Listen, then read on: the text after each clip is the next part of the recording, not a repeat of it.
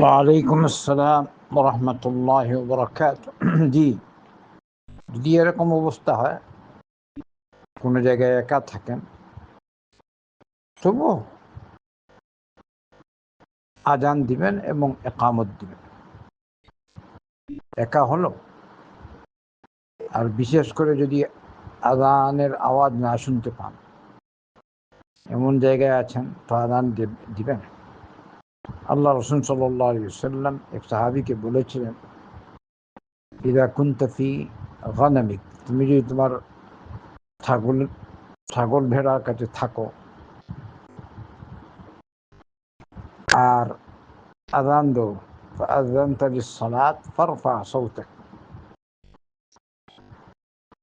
আর যখন তুমি আজান দিবে তখন আওয়াজটা তোমার জন্য বড় হয়, বড় আওয়াজে দিবে।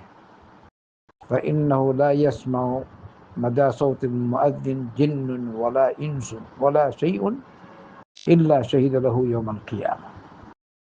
কারণ বান্দা যদি আজান দেয় আর তার আওয়াজ কোনো জিন শুনে, কোনো মানুষ শুনে, ওলা সেই এমনকি কোনো কিছু শুনে, যা কিছুই শুনবে সব কিছুই কিয়ামতের দিন তার পক্ষে সাক্ষ্য দিবে। সুবহানাল্লাহ।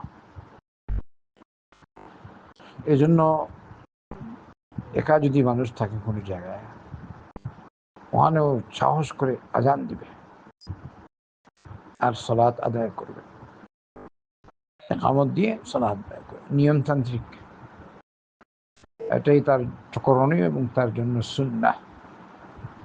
সাহস বাড়াবেন, ইমান ইয়াকিন বাড়াবেন।